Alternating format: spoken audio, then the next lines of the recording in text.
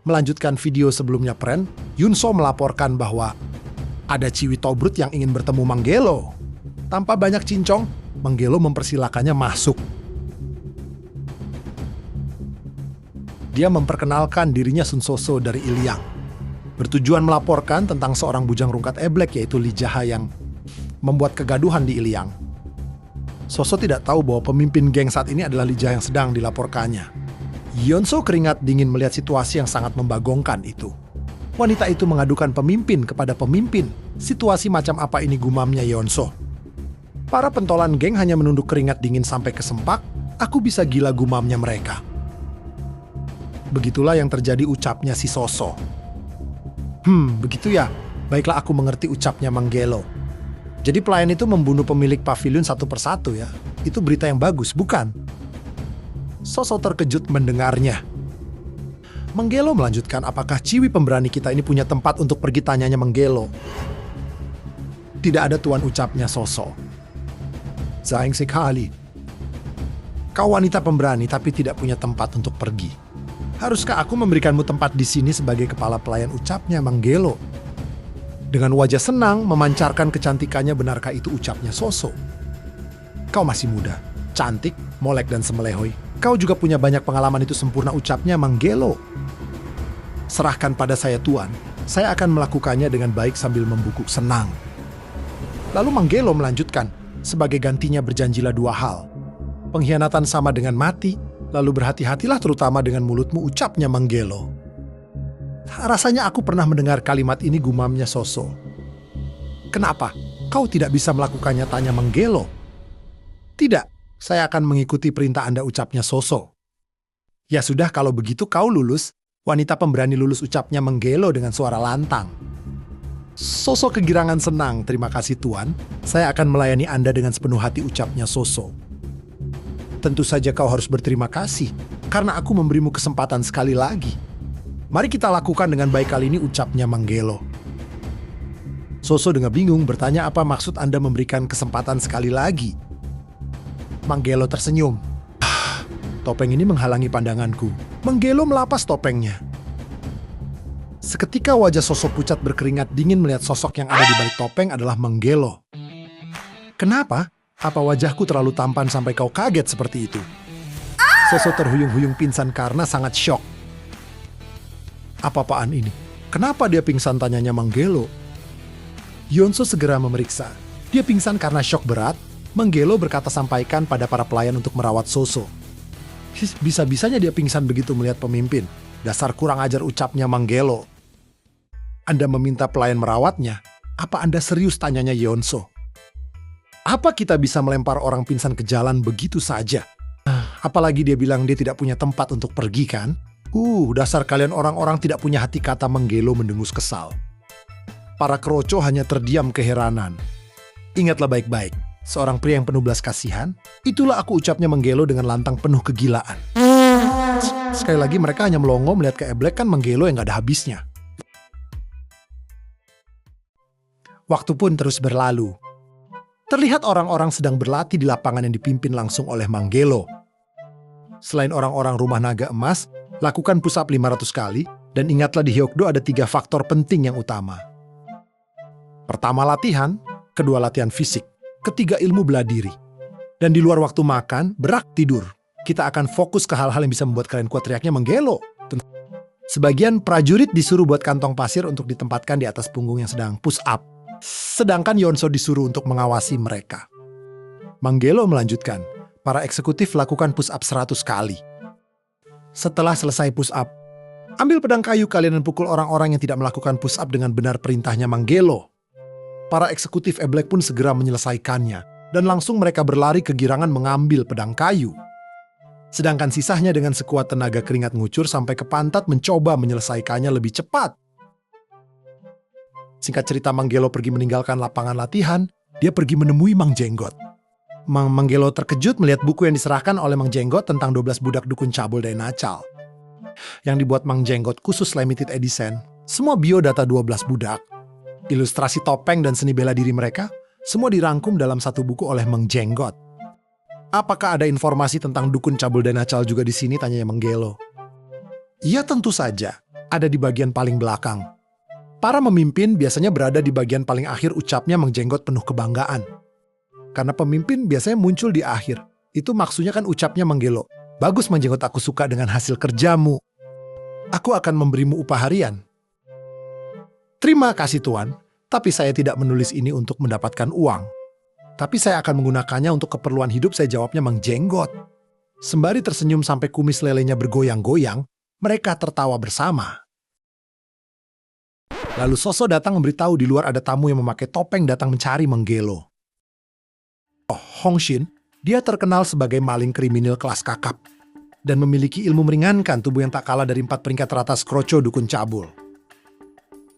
Setelah Manggelo mempelajari biodata Hongshin dari buku, Manggelo bergegas menemuinya. Hongshin berada di ruangan Manggelo, menunggu dengan santuy. Hongshin menyapa Manggelo dan menanyakan kabarnya dengan sopan. Namun Manggelo menjawabnya dengan serampangan, memanggil Hongshin dengan bocah pencuri. Tentu saja Hongshin tidak senang Manggelo menyebutnya bocah pencuri. Sedikit adu bacot, saling taring urat kangkut di betot. Ternyata Hongshin datang bertujuan memalak Manggelo, seperti yang dilakukannya kepada pemimpin geng yang lalu. Sebagai gantinya dia tidak akan menantang duel pemimpin geng hari ini, dan akan pergi tanpa membuat keonaran. Manggelo terkejut mendengarnya, seolah-olah dia dianggap ampas yang tidak berguna, gumamnya.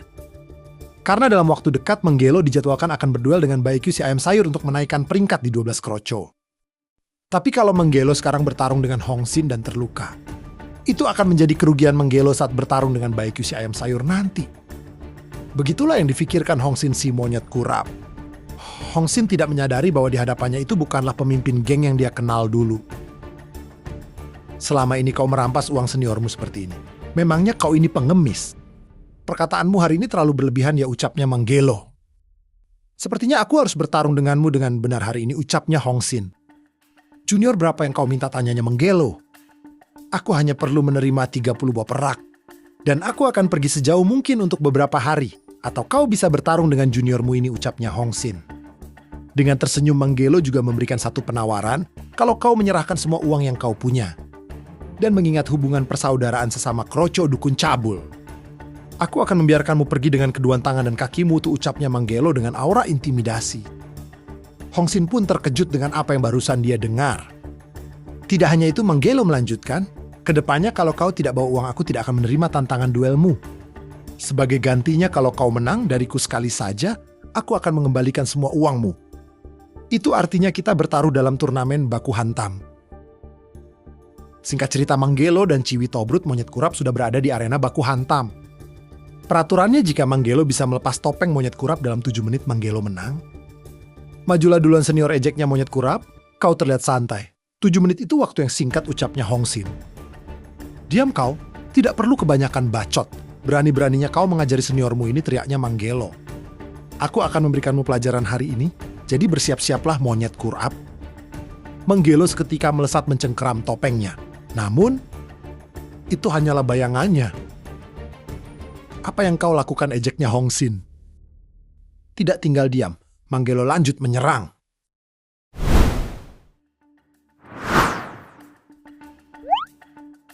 Bujang Rungkat dan Mang Jenggot pun kagum dengan ilmu meringankan tubuh milik Hongshin. Sepertinya Manggelo akan kesulitan menangkap monyet kurap, ucapnya mereka. Manggelo semakin mempercepat pergerakannya. Namun Hongshin masih bisa mengatasinya. Tiba-tiba Manggelo telah berada di belakangnya. Hongshin terkejut dengan cepat melompat menjauh sembari mengeluarkan gas kentut dari tangannya untuk mengecoh pandangan Manggelo. Apakah Manggelo akan terkecoh dan tergocek? Tentu saja tidaklah, bro. Manggelo menerjang, lagi-lagi monyet kurap melompat menghindar. Jangkauan Manggelo tidak sampai untuk menangkapnya. Apakah Manggelo akan menyerah? Tentu tidak semudah itu, Ferguso. Di grid sambal balado teknik, jurus tangan bayangan berhasil mencengkeram kaki monyet kurap. Sambil terdesak, Hongshin mencoba melancarkan serangan balik. Namun, Manggelo dengan kuat langsung membantingnya ke lantai.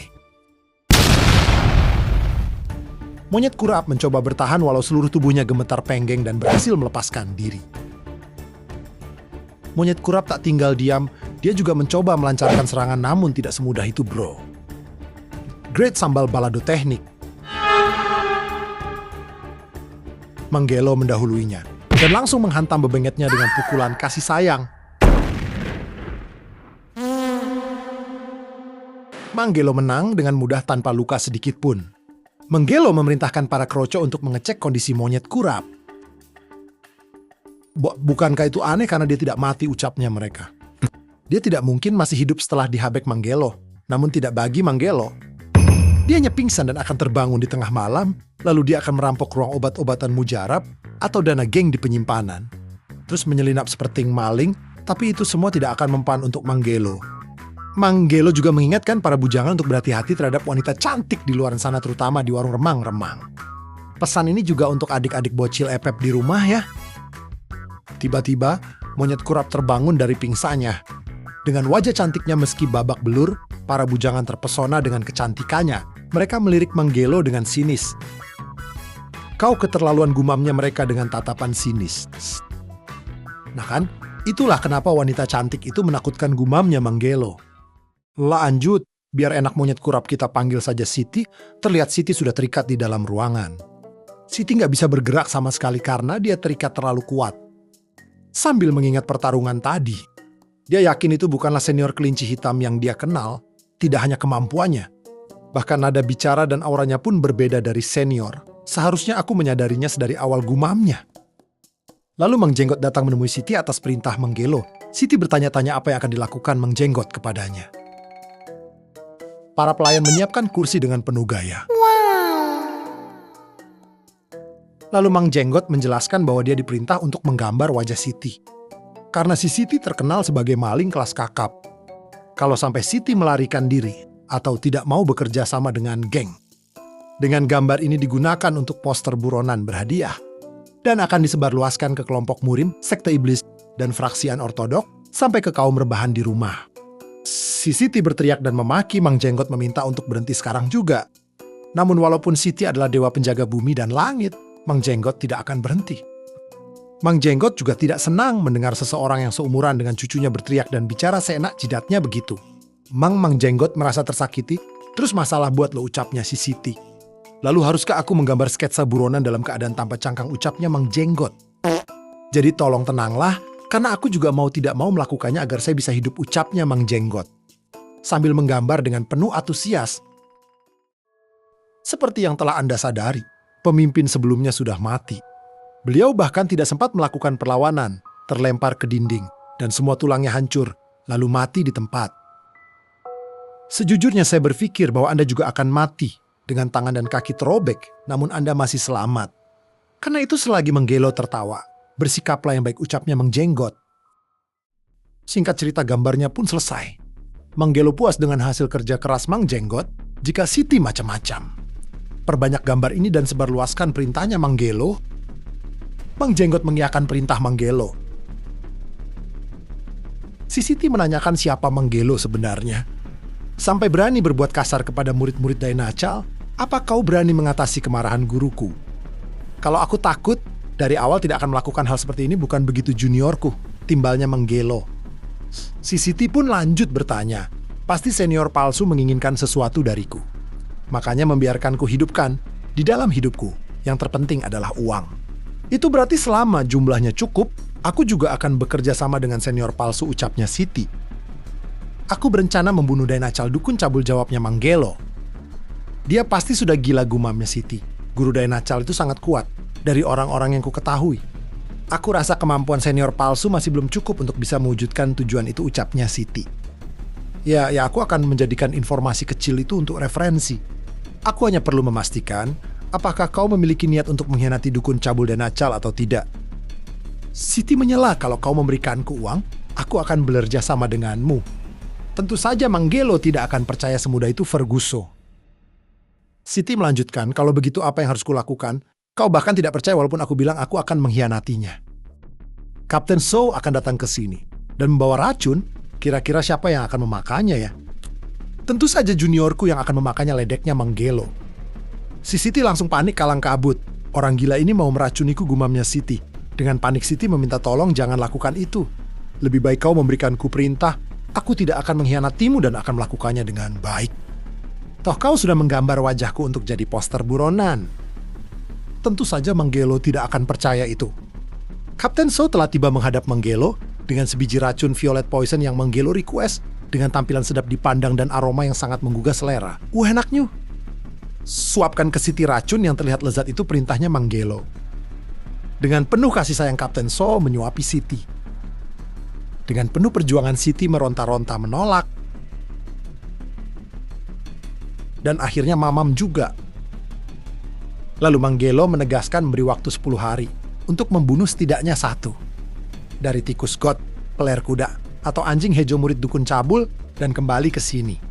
Toh jika terjadi pertarungan sesama murid dukun cabul, bukan berarti kita berbuat kesalahan pada dukun cabul kan, ucapnya Manggelo.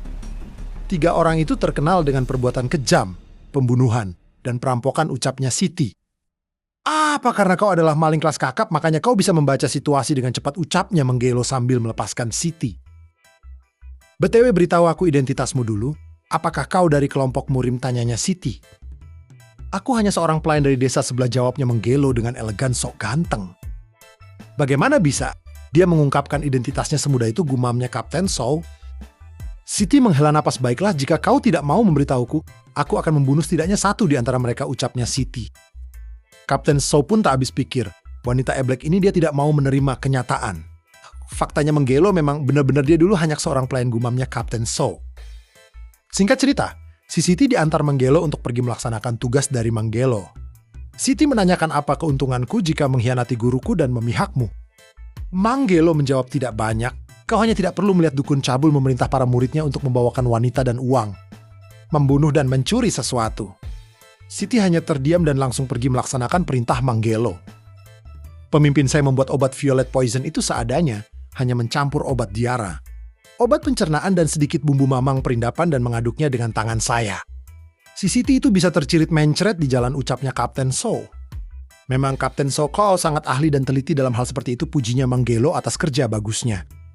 Scene pun berpindah, terlihat Siti berlari dengan kecepatan tinggi namun tiba-tiba perutnya terasa sakit yang sangat luar biasa. Dia berpikir apa racunnya sudah mulai menyebar.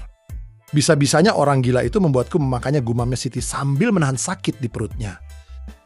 Siti pun masih memikirkan perkataan Manggelo tadi di benaknya. Hanya demi keuntungan seperti itu dia memintaku berkhianat pada guruku dan mempertaruhkan nyawaku. Tak habis pikir, dasar orang gila, gumamnya Siti. Tiba-tiba perutnya tambah sakit gak karuan, sampai keluar keringat dingin. Siti berharap sakit perutnya itu bukan sesuatu hal yang dia pikirkan. Makin lama makin sakit, ini benar-benar diare, gumamnya Siti. Bahkan dia merasakan sakitnya sampai ke tulangnya. Siti gemetar penggeng menahannya. Tolong jangan keluar di sini. Tolong, kumohon, aku akan hidup dengan baik, kumohon, gumam harapnya Siti. Pandangannya pun mulai kabur. Tak kuasa menahan gejolak tai yang meronta-ronta, Siti dengan panik mencari toilet terdekat. Dengan sekuat tenaga dia bertahan, namun sakitnya tambah parah. Dia memfokuskan energi pada otot pantatnya untuk menahan agar tidak tercirit di tengah jalan. Siti berlari ke hutan untuk mencari tempat yang mantap buat ngising. Namun di tengah pencariannya, Siti merasakan ada yang datang mendekat dengan kecepatan tinggi.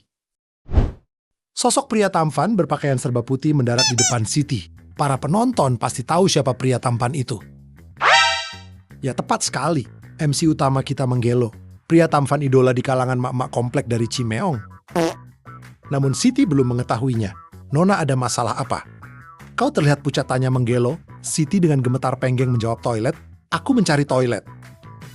Itu gawat darurat, ucapnya Manggelo. Naiklah ke punggungku, kebetulan aku akan pergi ke tempat langgananku. Kalau kau tidak berniat menyelesaikannya di hutan, aku akan segera mengantarmu ke toilet. Siti akhirnya menerima tawaran Manggelo sambil menahan sakit perut ekstrimnya. Dengan kecepatan tinggi Manggelo melesat sambil menggendong Siti yang mau tercirit. Singkat cerita, sampai juga di tempat langganannya Manggelo, Siti langsung berlari ke toilet atas arahan Manggelo. Dengan diiringi irama syahdu, Siti akhirnya dapat ngeden dengan nikmatnya, bagaikan di padang bunga, sungguh kenikmatan tiada tara. Kenapa suaranya kencang sekali, gumamnya Siti sambil ngeden. Singkat cerita, Siti pun berpisah dengan toilet favoritnya dengan wajah memerah karena malu. Sepertinya aku tidak akan sanggup melihat wajahnya. Pasti dia mendengar suaranya, gumamnya Siti sambil berjalan masuk. Kau tidak apa-apa, tanya Manggelo. Siti membungkuk mengucapkan terima kasih atas bantuan, Manggelo. Semangkuk makanan disajikan Kak Deokso. Kalau kau tidak datang hari ini pasti sudah kujadikan sup ucapnya Kak Deokso. Hidupku memang malang, tapi setidaknya aku harus punya keberuntungan untuk makanan ini, ucapnya menggelo. Apa itu kelihatannya enak, ucapnya Siti penuh antusias sampai air liurnya tumpah. Ini adalah iga babi, ucapnya Kak Deokso. Oh ya, iga babi, ucap menggelo. Siti tak kuasa menahan air liurnya sampai tumpeh-tumpeh. Dengan perasaan malu tapi mau, Siti pun tak kuasa menolak iga babi yang dihidangkan Kak Deokso. Iga babi pun disantapnya. Enaknya. Kak Deokso menanyakan apa hubunganmu dengan wanita cantik itu. Dia juniorku, jawabnya menggelo. Siti pun tersentak kaget. Junior. Kalau dipikir-pikir suara ini.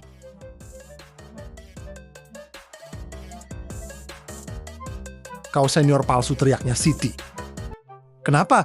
Apa aku terlalu tampan sampai kau kaget seperti itu, ucapnya menggelo. Ya. Siti pun syok berat. Aku naik di punggungnya.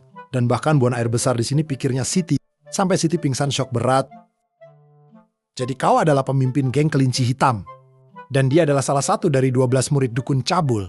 Karena itu kau menyebutnya adik. Kalau kau sekarang punya adik, bersikaplah baik padanya. Wajahnya juga cantik, ucapnya Kak Deokso. Jangan bilang kau jatuh hati pada pandangan pertama, ucapnya menggelo. Jangan konyol, selanya Kak Deokso. Kau hanya punya 10 hari, tapi kau masih bisa tiduran, ucapnya menggelo. Tidak, teriaknya Siti. Aku akan menyelesaikannya sebelum 10 hari, ucapnya Siti. Dan terima kasih makanannya, ucapnya Siti ke Kak Deokso. Siti langsung bergegas pergi sambil melirik ke Menggelo. Menggelo memberi kode, kalau lebih dari 10 hari, kau akan mati. Siti langsung berlari melesat tambah kencang. Orang gila itu menyeramkan. Sangat menyeramkan, gumanya Situ sambil terbirit-birit kabur ketakutan. Menggelo juga beranjak pergi dari warung Kak Deokso sekalian berkeliling santuy. Sambil jalan-jalan, Menggelo teringat kelompok asasin yang dia masuki di kehidupannya yang lalu. Kelompok asasin misterius yang berisikan orang-orang gila yang menguasai jurus meringankan tubuh tingkat puncak. Mereka saling bersaing untuk mendapatkan julukan yang tercepat, yang hanya diberikan kepada satu orang yang disebut master tercepat. Menggelo juga termasuk unggul dalam kelompok itu, tapi dia tidak bisa meraih posisi master tercepat. Aku tidak sabar ingin bertemu lagi dengan para master yang kukenal pada saat itu, gumamnya Menggelo. Menggelo bertemu dengan Mandor Kuproy, mereka saling tergur sapa berbacot ria dan menanyakan kabar Casungte. Mandor proyek menyampaikan bahwa Casungte setiap hari mencoba menyerang si Mabi dengan pedang kayunya. Jadi dia sedang berlatih akhir-akhir ini, dia selalu kalah oleh si Mabi, dan itu jadi tontonan banyak orang. Setiap mereka bertarung cukup banyak orang berkumpul, ucapnya Mangkuproy. Orang yang bisa juga disebut ketua sekte dihajar setiap hari. Aku jadi malu, ucapnya Menggelo. Singkat cerita, Menggelo melanjutkan jalan-jalan santainya.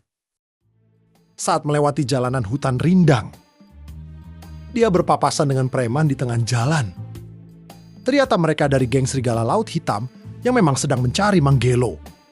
Saing Doko dan para kroco bawahannya dari Serigala Laut Hitam bertujuan menangkap Menggelo untuk dibawa ke base camp Serigala Laut Hitam dengan membawa beberapa kroco. Menggelo hanya menatap mereka dan meninggalkannya pergi sambil berkata, aku sedang malas untuk bertemu pemimpin kalian sekarang, tapi aku akan segera ke sana, ucapnya Menggelo. Tapi akan lebih baik kau ikut kami sekarang, ucapnya Doggo dengan nada mengancam. Apakah Menggelo akan takut? Tentu saja tidak, lebro. Menggelo membalas. Kau bilang namamu Doggo kan? Lalu kenapa kau ingin mati cepat? Bersama dengan anak buahmu sekarang, tantangnya Menggelo dengan aura intimidasi. Kau membunuh Kung Lao dan si botak and the Prince seenaknya. Lalu dengan santainya kau bilang, nanti kau akan datang untuk menjelaskannya. Bagaimana kami bisa terima itu?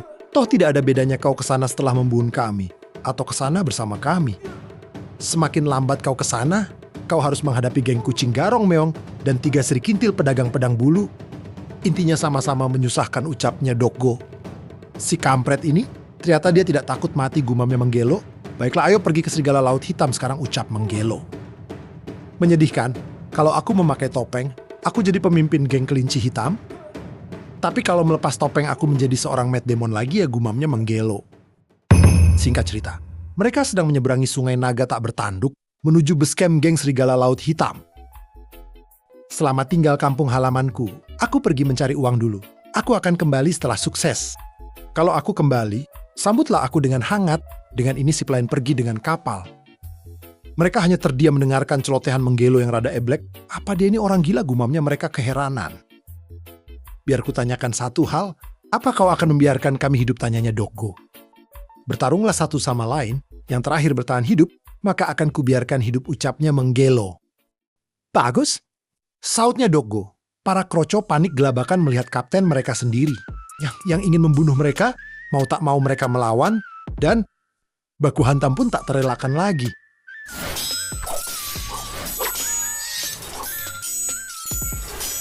Doggo berhasil membunuh para kroco dengan cepat.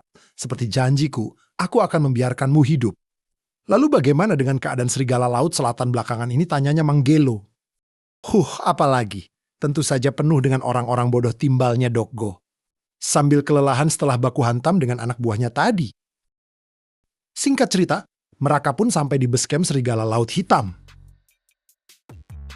Sampainya di dermaga, ada beberapa jagoan sok membegal Doggo. Minggir kampret, jangan menghalangin jalanku, teriaknya Doggo. Mereka langsung mempersilahkan Doggo masuk sambil memberikan salam ke Kapten Doggo. Sesampainya di dalam, Menggelo memperhatikan para penduduk yang kehidupannya sangat memprihatinkan. Di bawah kekuasaan geng serigala laut hitam. Doggo langsung membawa Menggelo ke bangunan tempat ketua geng dan para pentolan serigala laut hitam berkumpul. Terlihat banyak orang-orang tua yang sudah bau tanah tapi masih serakah dan tamak, tak berbeda jauh dengan para pejabat di negara Konoha. Menggelo hanya menghela nafas melihat ini semua. Saya sudah membawa lijah sesuai yang Anda perintahkan, ucapnya Doggo. Ini dia ketua gengnya. Kita panggil saja Agus, si tua bangka pemimpin geng serigala laut hitam. Minggir Bahlul, aku mau duduk. Tanpa banyak cincong, Menggelo menampar kakek Bahlil. Bahlul anjir, sampai giginya yang tersisa rontok kegolepakan. Si kampret ini. Kau kira ini di mana, teriaknya Kadir Ompong. Sudah hentikan, ucapnya Agus. Jadi kau Lijaha. Jadi mari kita selesaikan dengan cepat. Si Agus meminta Menggelo memotong 3 jari tangannya. Karena sudah membunuh 3 anggota serigala laut hitam, tentu saja Menggelo menolaknya. Kemudian Agus meminta memotong 1 jari saja. Dan membayar kerugian 100 batang emas. Dan harus terus berada di bawah pengawasan Agus and the Gangs. Apakah Menggelo akan menerima keputusan sepihak itu? Tentu saja tidaklah, bro. Menggelo menolak itu semua. Kalaupun Menggelo ada uang, dia tidak akan memberikannya sepeser pun, bro. Tetapi Agus tetap ngotot ingin mendapatkan uang itu bagaimanapun caranya. Mau itu dari keluarga Menggelo atau orang-orang dari kampung halaman Menggelo. Menggelo makin dibuat kesal dengan tingkah Agus yang memutuskan sepihak. Menggelo tidak tinggal diam. Dia juga memberikan pilihan ke Agus and the Gangs. Kakek tua si Agus peot, pilihlah. Mau maju ke sini dengan lututmu dan jilat kakiku. Atau semua orang di sini akan kubantai, ancamnya Menggelo dengan aura mengintimidasi. Oke, Mapren. Sampai di sini dulu. Jangan lupa like, komen, dan subscribe. Nantikan kegilaan Menggelo di chapter berikutnya. See you next time.